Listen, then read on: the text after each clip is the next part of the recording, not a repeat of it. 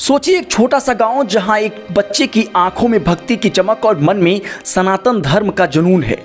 गरीबी से जूझते हुए बिना स्कूल की डिग्री वो बालक आज करोड़ों दिलों का मार्गदर्शक बन चुका है। उनके शब्द हंसाते हैं, प्रेरित करते हैं और समाज सेवा की ऐसी मिसाल पेश करते हैं कि हर कोई उनका कायल हो जाता है। जी, हम बात कर रहे हैं अनिरुद्धाचार्य जी महाराज की, जिन्होंने वृंदावन की गलियों में विश्व के सबसे बड़े आध्यात्मिक यूट्यूब चैनल तक का सफर तय किया।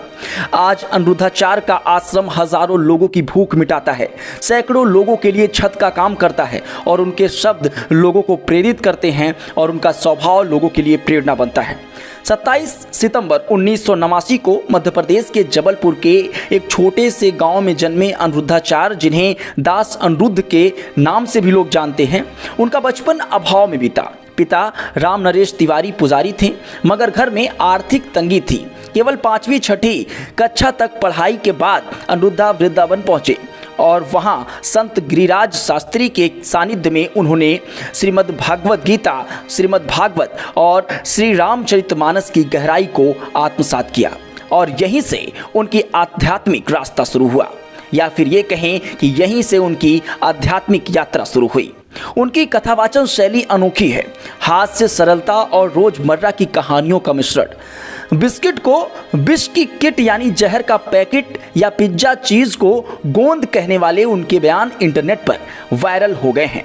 2017 में शुरू हुआ उनका यूट्यूब चैनल आज विश्व का सबसे बड़ा आध्यात्मिक चैनल है, जिसे वर्ल्ड बुक ऑफ रिकॉर्ड से सम्मानित किया गया।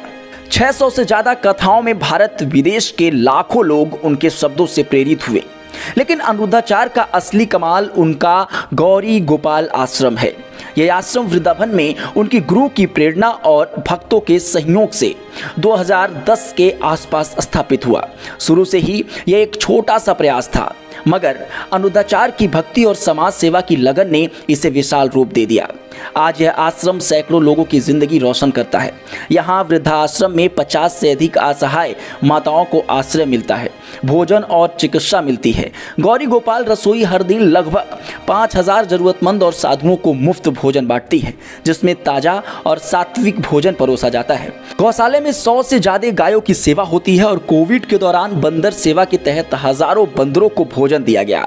इसके अलावा गरीब कन्याओं की शादी, बच्चों की शिक्षा और मुफ्त स्वास्थ्य शिविर जैसे कार्य इस आश्रम को एक सामाजिक क्रांति का केंद्र बनाते हैं। अनिरुद्धाचार्य अपनी कथा की कमाई का अधिकांश हिस्सा इन्हीं कार्यों में लगाते हैं।